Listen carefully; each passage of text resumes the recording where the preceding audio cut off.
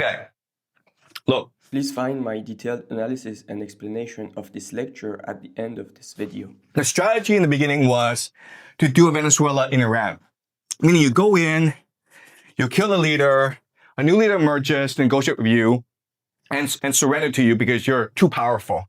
Okay? But Venezuela and Iran are two very different countries. The Venezuelan elite is very pro-American, meaning that their wealth, their children, their family is stored in America. Therefore, the Venezuelan elite have a vested interest in negotiating a deal with America to protect their own interests.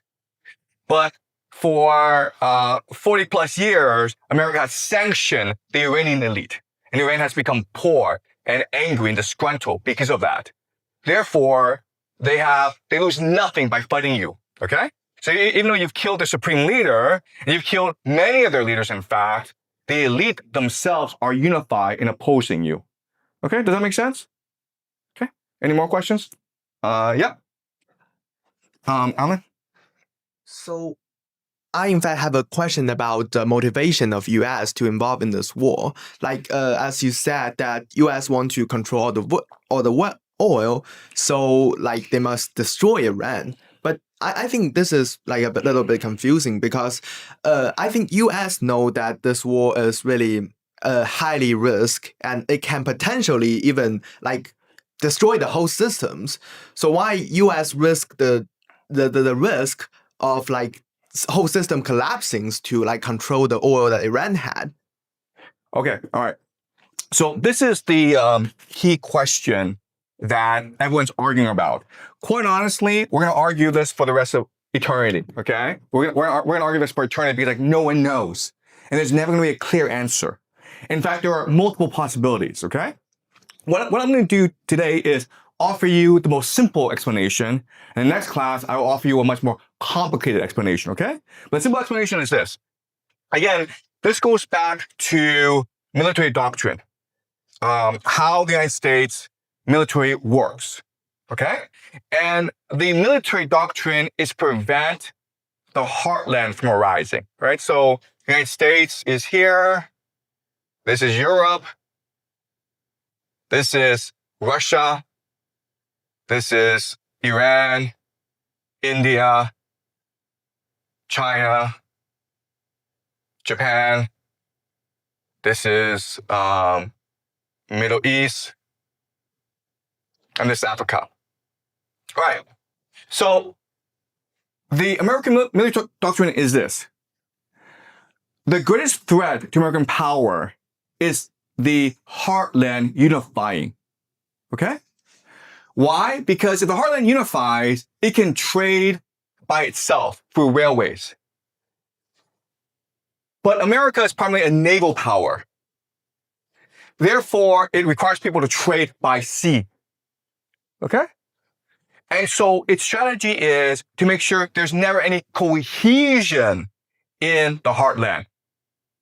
Either by making sure that no great power arises in the heartland, and that's why America went to war in World War I and World War II, because there's a great fear that Germany would conquer the world, or Europe, and Asia, and create the heartland, okay? Therefore, America had to stop Germany from rising. So you either make sure no great power arises, or you create so much conflict that they're always fighting each other. And that used to work before, okay? Now, there's a problem. The problem is the BRICS nations. Russia, Iran, and China are coming together. And if they come together, guys, that's a major piece of the heartland. And everyone else, Europe, Middle East, Africa, India would probably follow, okay? Because it is easier to trade in the heartland than it is trade with America, especially with the US dollar declining, right? So, in other words, the United States has no choice but to fight this war because that's their entire strategy to maintain hegemony in the world, to prevent the heartland from unifying. All right? Does that make sense? Because like once you destroy Iran, the heartland fractures. There's no way that they can now trade together anymore. They're still reliant on American maritime routes, okay? America maintains a is still the hegemon because it controls world trade. Whoever controls world trade controls the world. Whoever controls the heartland controls world trade. Okay? Does that make sense? Okay? But this is just one explanation. There's actually other explanations, and I'll go into a more complicated explanation next class. All right? Any more questions? Yeah? So you mentioned Saudi Arabia and how it wants to see the downfall of both the US and Iran. You want to see the downfall of Israel, US, and Iran. And and to me that sounds like a pretty big goal. And how would they possibly use their strategy to achieve that goal? Or how would it possibly be for Saudi Arabia? Okay. All right. So it's very confusing to people why Saudi Arabia is actually against Iran, okay? But if you go back and look at their history, they have major conflicts with each other.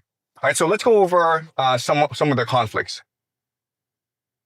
All right, so Saudi Arabia, Iran.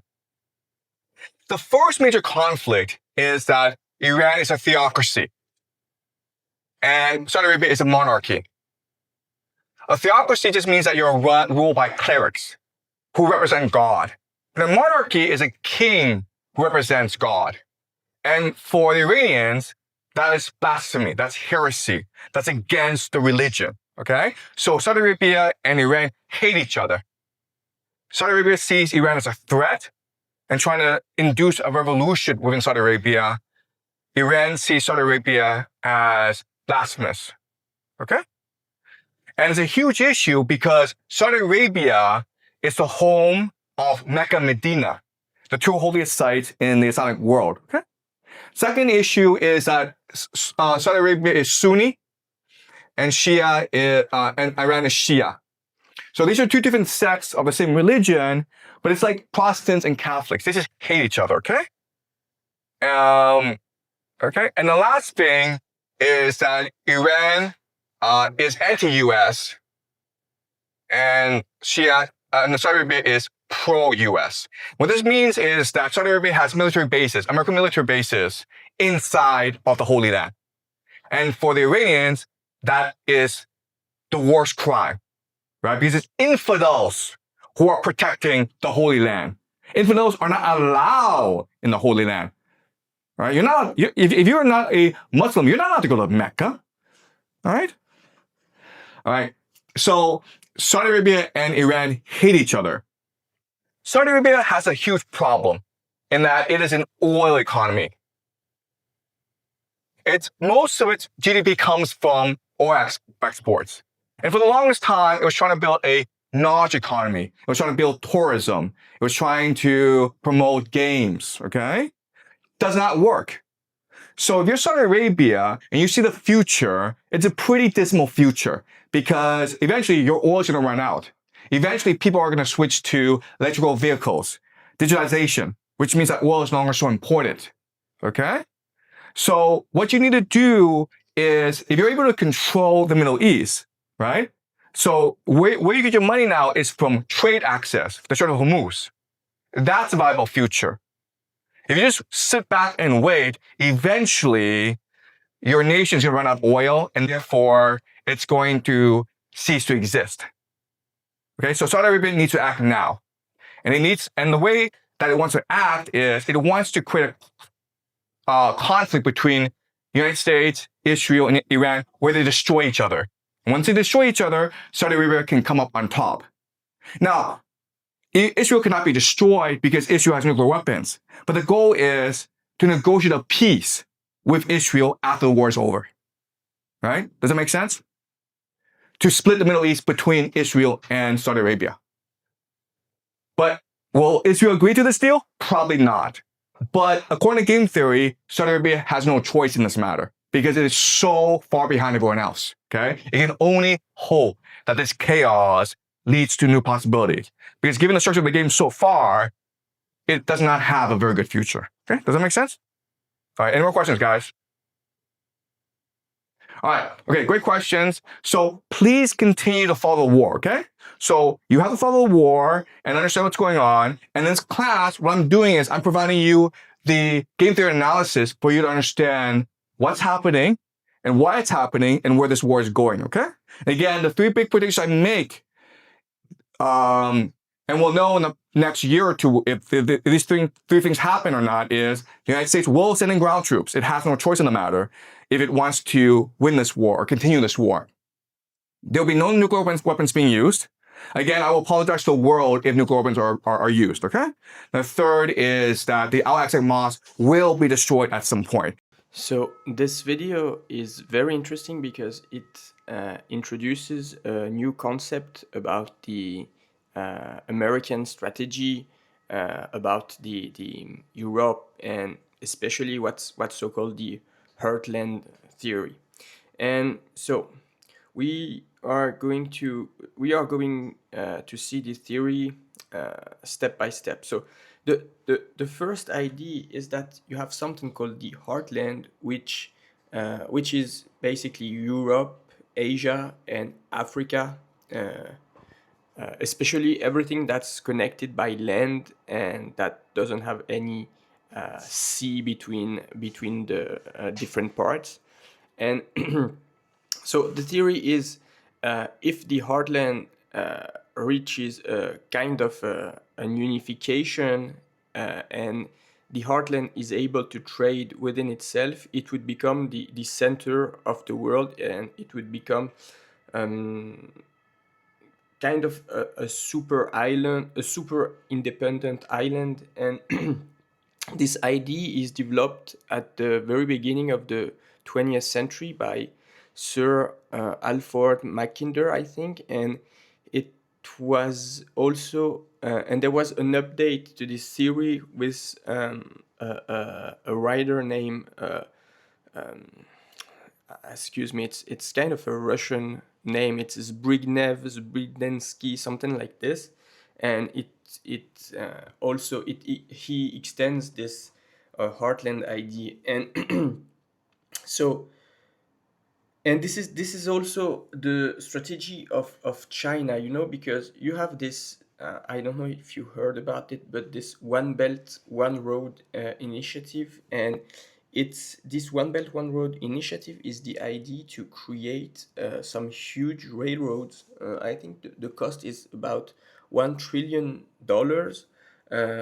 all over Asia, to Europe, and to Africa also. And those railroads would also cover Iran, and there's a part of Kazakhstan, I think, and obviously Russia. And this is one big fear of the United States. It is being kind of becoming a secondary actor of the international trade, because if countries like China and Russia and African countries are able to create such project, they would make United States irrelevant about their international trade, and it would also kind of erase the United States dollar of the international trade. And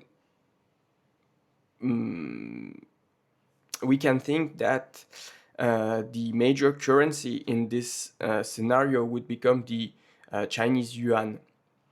And if you look at the global Chinese and Russian strategy, especially about Africa, you figure out that the problem about this heartland theory is that you have, on one hand, you have Europe that is clearly in the United States side, especially with NATO. But NATO is facing some problems. We will cover them in another commentary. And you have Africa. The problem with Africa is that Western countries like France and England, they colonized those countries, and they used to steal all their resources and kind of steal money from them. And in Africa, there's nowadays a huge anti anti-Western countries feeling, among the populations. And this is why you have all those Russians and Chinese investors that are flooding into Africa, kicking out the European representatives and and tightening the relationships with the new emerging leaders in Africa. And this is part of this One Belt One Road initiative. And you also have China investing a lot in Sri Lanka, in India.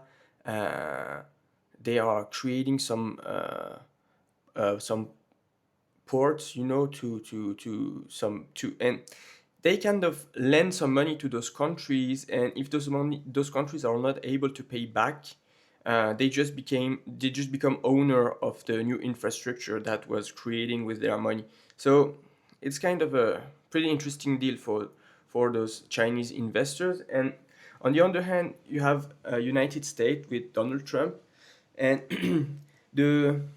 his idea, with taking the Venezuelan leader and taking the Venezuelan oil, and threatening to take over the Greenland. The idea is to create its own heartland in America. The idea is to create an independent and autonomous America. And